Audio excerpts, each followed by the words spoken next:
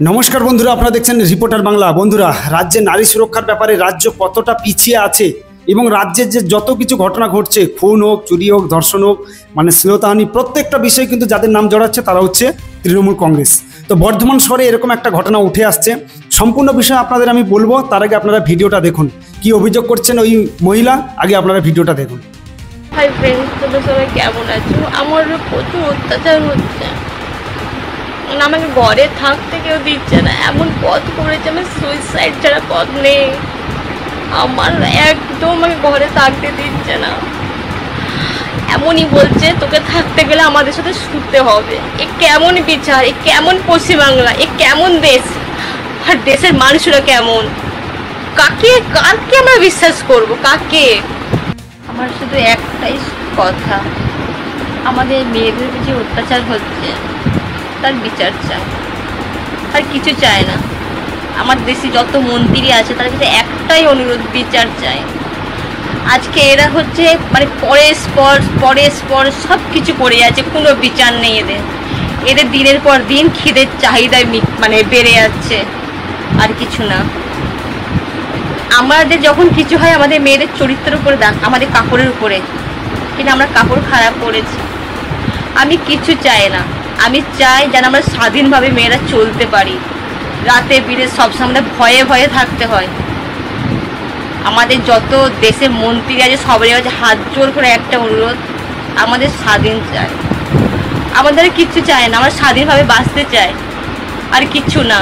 আর যে রাক্ষসগুলো ঘুরে বেড়ায় তাদের উচিত বিচার চাই, তাদের বিচার, আর কিছু না।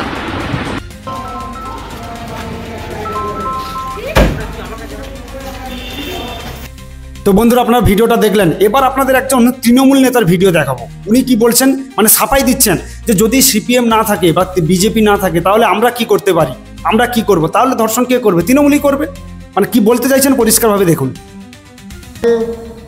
এত বেড়ে গেছে ধর্ষণের সমস্যা, এটা এখন যারাই করছে তারাই তৃণমূল যদি হয় মুশকিল ব্যাপার।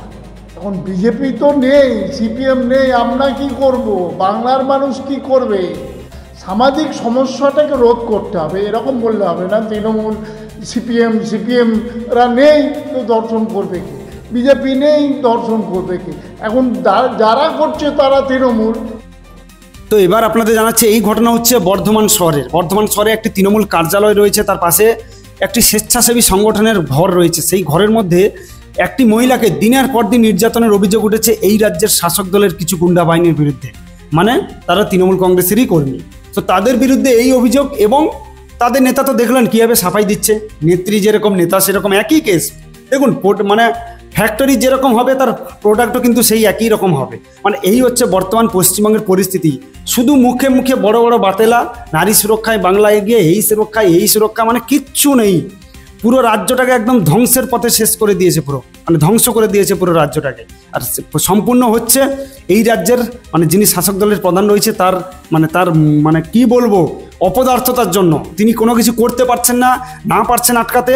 আর পুলিশ প্রশাসনের কথা তো নতুন করে কিছু বলার নেই, আপনারা তো সব কিছু জানেন। যাদের ডিএ নিয়ে চিন্তা নেই, বুঝতেই পারছেন কী হচ্ছে। তো এই হচ্ছে বর্তমান পশ্চিমবঙ্গের পরিস্থিতি, মানে বর্ধমানের ঘটনা। সেখানে একজন মহিলার উপর এইভাবে নির্যাতন, এবং সম্পূর্ণ আপনারা ভিডিওতে দেখলেন। যদি আমি আপনাদের রিকোয়েস্ট করব, যদি আপনাদের কিছু বলার থাকে অবশ্যই কমেন্টে বলবেন, এবং চাইলে ভিডিওটা অবশ্যই শেয়ার করুন।